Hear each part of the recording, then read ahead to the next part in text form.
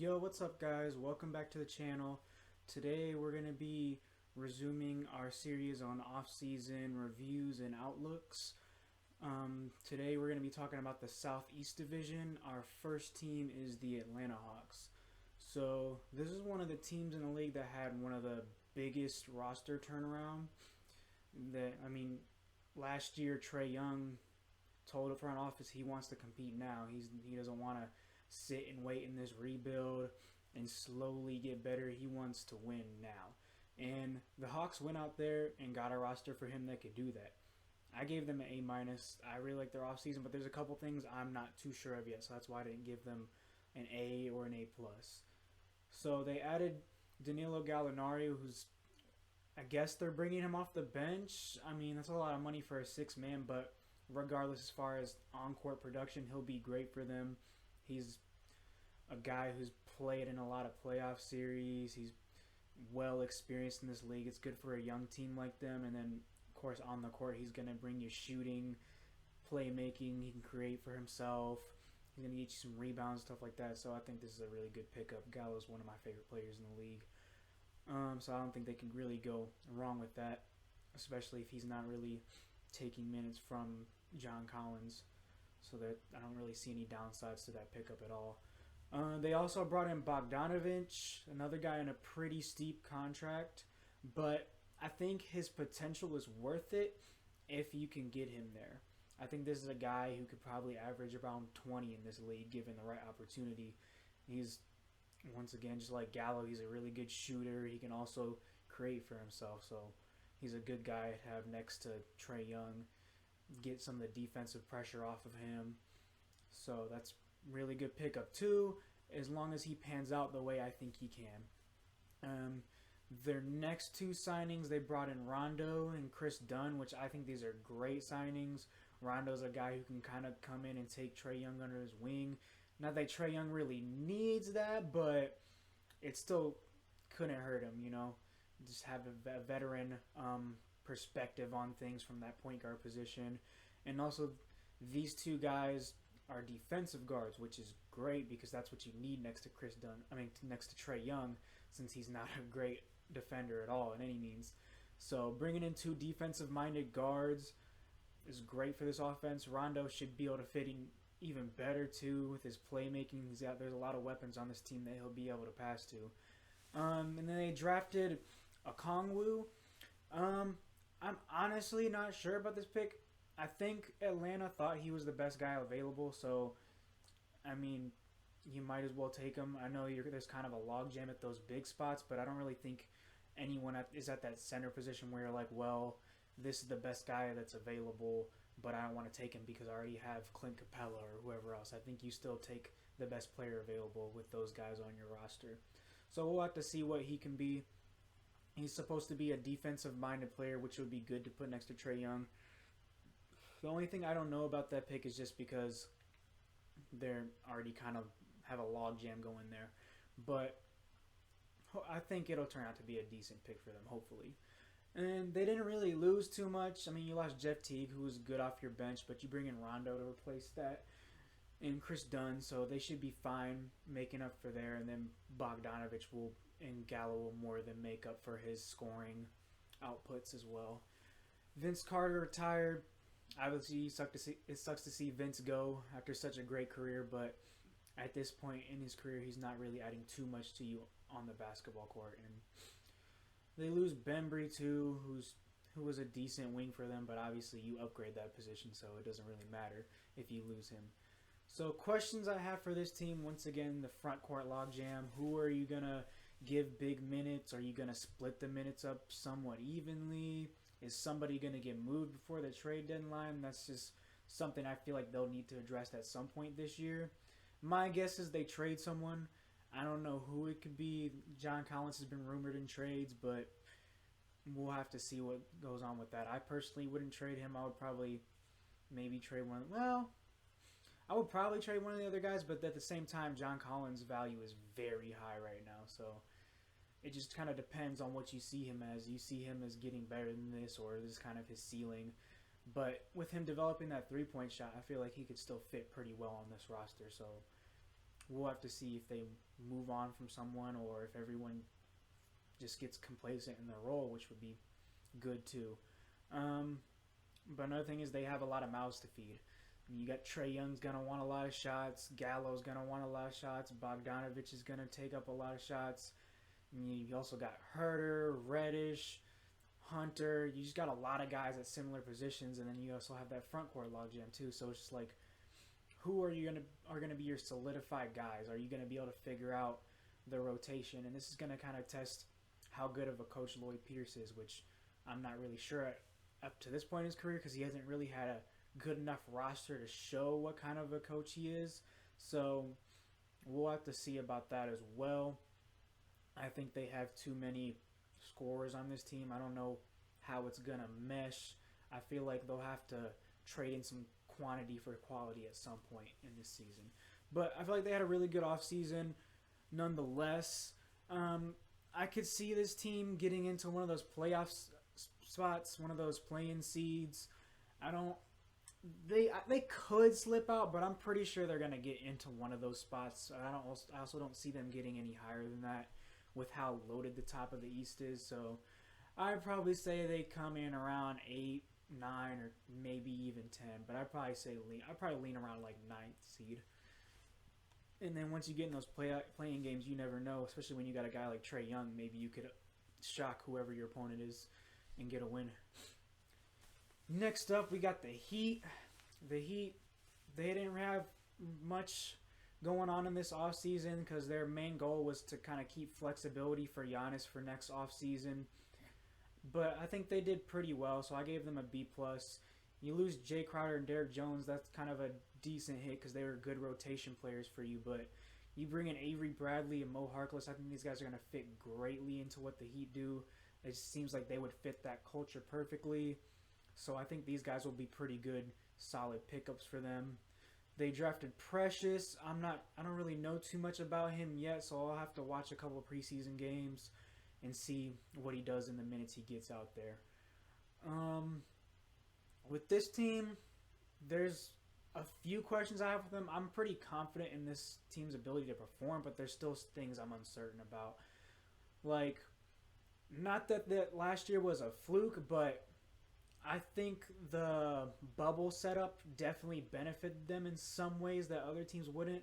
Like last year when the season was still going before the shutdown, they struggled pretty badly on the road. So I think they kind of benefited from being in that little bubble arena where there's no home court or no road games. But I think they'll be fine. I think they'll probably have a better road record this year. They probably have a lot better chemistry after that bubble experience, and then guys have been playing with each other for a little bit long. It's Jimmy's second year, Hero will be in his second year, so I think these guys will still mesh pretty well together and have a good season. Another thing for them is how is Dragic going to be like? So a good thing for them is they were able to bring Dragic back and still keep roster flexibility for next offseason. I don't think his age is going to be too much of a problem. He's a guy that's aged pretty well. He had a really good year last year, and he always is one of those big game players as well. So even if he's kind of like so in the regular season, once you get to the playoffs, he's going to be a lot better for you. So I don't think that's going to be too much of a problem, but with older guards, you always got to be kind of wary of that just in case. And the biggest question is for them is next offseason, They were leaving that room up for Giannis, but now that Giannis signed that max extension, what's their backup plan? Are they going to kind of bet on the current core that they have now? Are they going to try to chase somebody else? Are they going to try to make a move? I've seen them rumored in the James Harden trade stuff. So they just got to kind of figure out what direction they want to go with it. They already have a really good team, but they have flexibility to improve if they want to, so what are you going to do with that flexibility? That's just kind of the main question for this team for me. So I gave them a B+. They didn't really do a ton, but I think that they were able to keep their guys, get their guys back, sign Bam to the extension, bring back Dragic. They had a pretty good offseason. I would have probably given them a higher grade, but the Myers-Leonard deal was a bit on the expensive side, but I don't think it'll hurt them too much. I could see this team being like a 3rd seed to a 6th seed. Probably I would put them around like a 4 or 5 seed. Not to say that they're worse than the teams above them. I just think this is more of a playoff team, and they're not going to do as well in the regular season as they do in the playoffs. I think this team is poised for another run. I don't know if they'll make it there or not, but they're certainly in good shape to challenge anybody in the East. But if I had to guess, I would say I know they'll get out of the first round for sure. And now it's just who they match up with.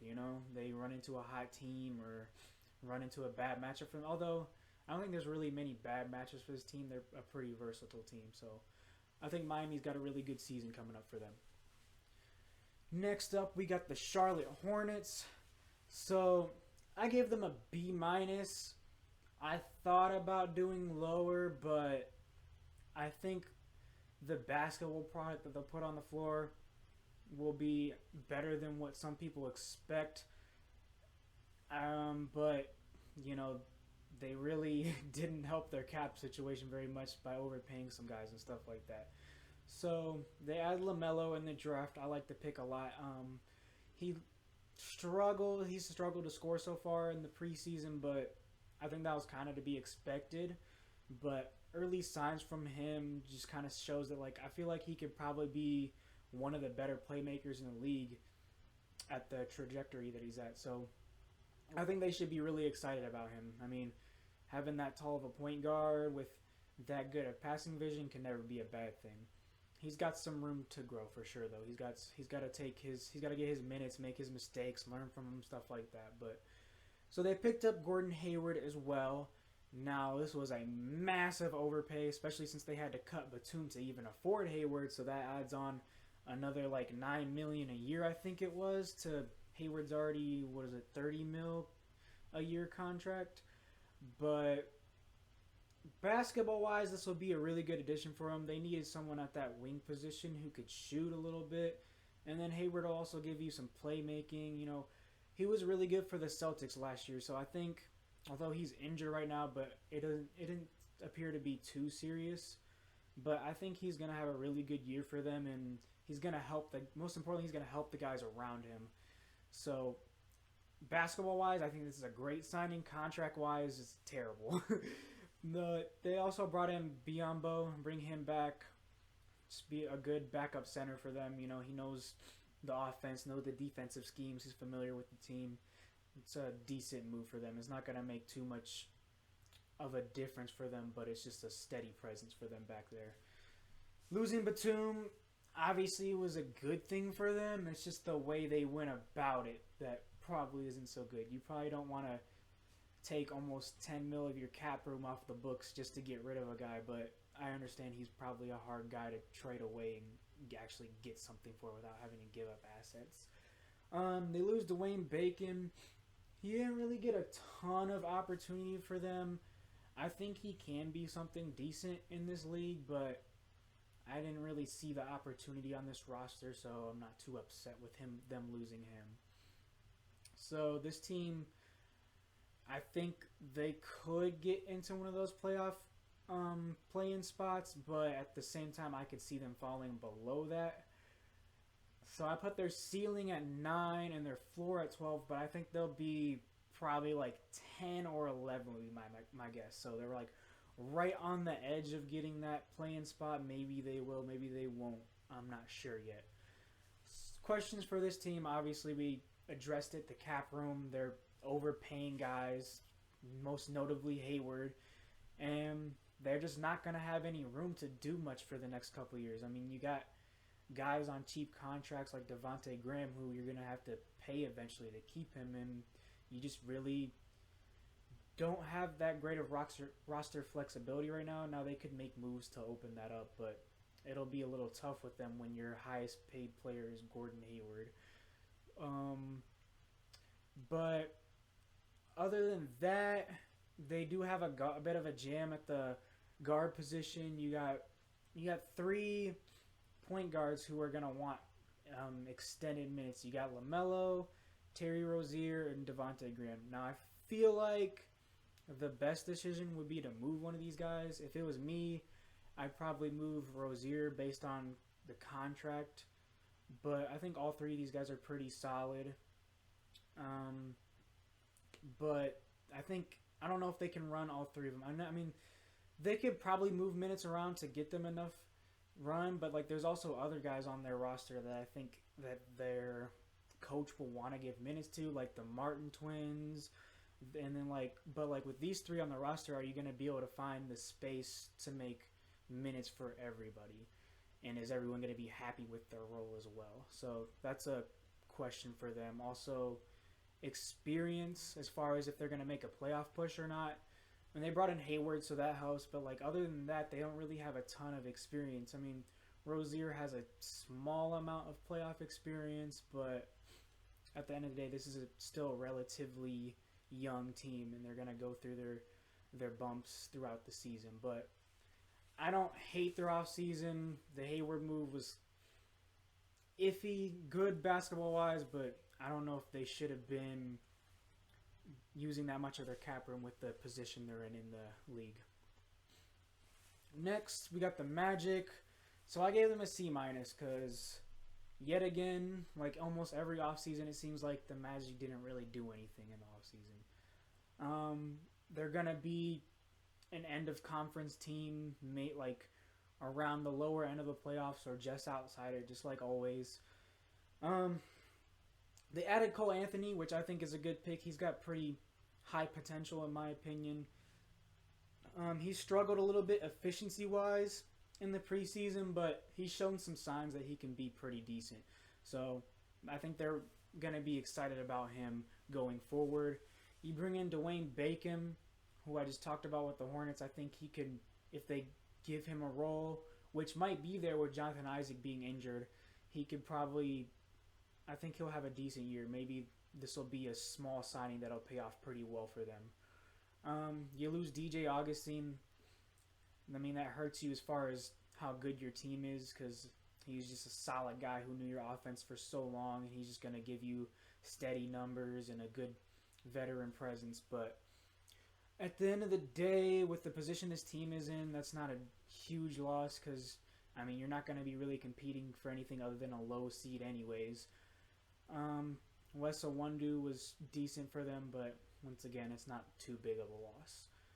So my questions for this team is, what is Markelle Fultz going to be this year? So they made the move for him last year. He played pretty well. He had a decent season for them last year, which is very encouraging. But this year, I mean, Augustine's gone, so he's going to be the main guy as far as the point guard spot. So I'm excited to see what he could do for them this year.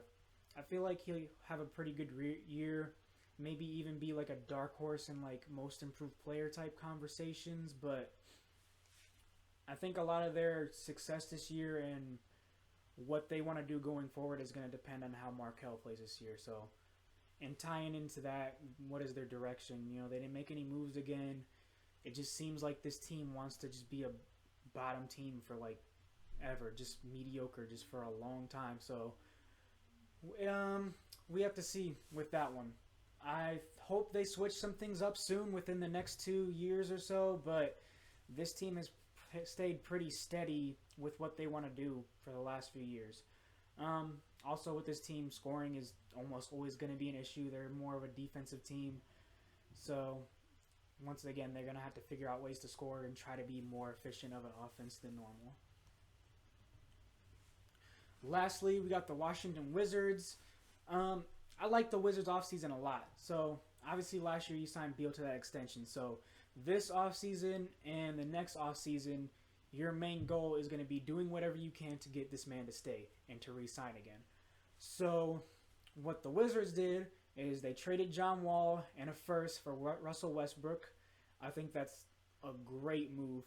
While Wall has looked good in the preseason, you still don't necessarily know what you're going to get from him. You know, he looks really good. I think he's going to have a good year, but at the same time, it's still preseason. Reactions to preseason games will always be considered overreactions. But also, even then, even if Wall is fully healthy, personally, I think Westbrook is still the better player by a decent amount. And, I mean, he's just kind of a more sure thing. So, I love that move for them. I think this roster is going to fit really well around Russ because they have so much shooting and so much offense. But I think that's a good move for them. I think him and Bradley will play really well together. They drafted Denny, who I love this pick. I mean, they loved it too. That Denny was like a top 5 projected guy. Most things had him like at least going like 4th. And then you get him at like I think the 9th spot, which is a steal. And he looked really good in the preseason the other day. I mean, went perfect from the field, 6 of 6, 3 of 3 from 3. And that was like one of his questions going in is how efficient of a 3-point shooter would he be? I think he's going to fit in really well with this team. He's going to give you some shooting. He's going to be NBA ready.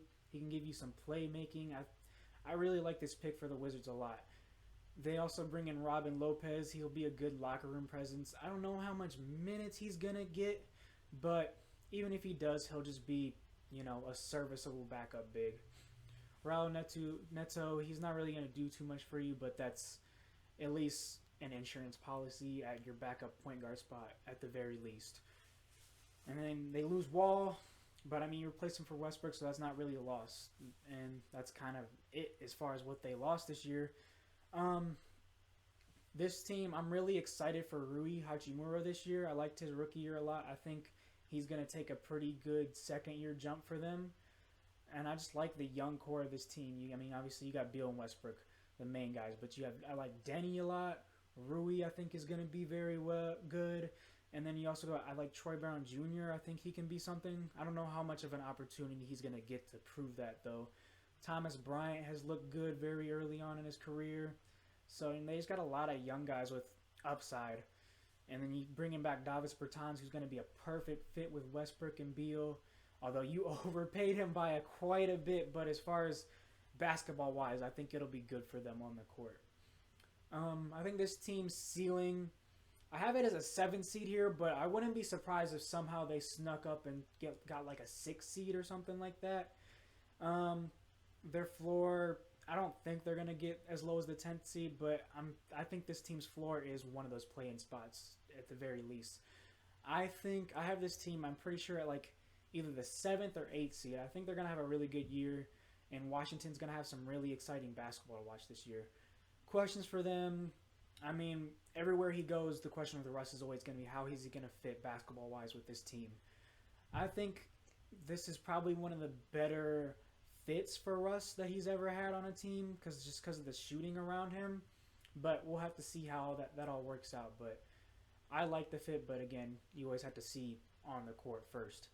And 2 of those young guys I mentioned before, Thomas Bryant and Rui, how much are they going to grow this year? I feel like these guys have to grow for this team to be pretty successful.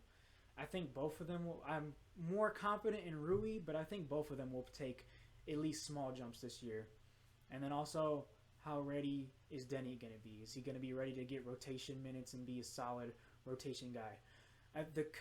Scott Brooks, I think he said he's leaning towards starting Denny. So to me, it sounds like he's going to be ready and he's going to have a good rookie year for them. I like this team a lot. I gave them a B+ this offseason. Obviously, they still have things they have to address in the future, but I think this offseason was a good step for them in the right direction. So that's it for today. I hope you guys enjoyed the video. As always, if you did, you can go ahead and like and subscribe if you want. Leave comments or questions. My socials are always linked down in the bottom. Go ahead and check those out. For the rest of these videos, I'm going to leave timestamps in the description. So if you want to look at the videos and you just want to see how I feel about a certain team, you can go ahead and go in there and click those. But yeah, I hope you guys have a great day. It was nice talking to y'all, and peace.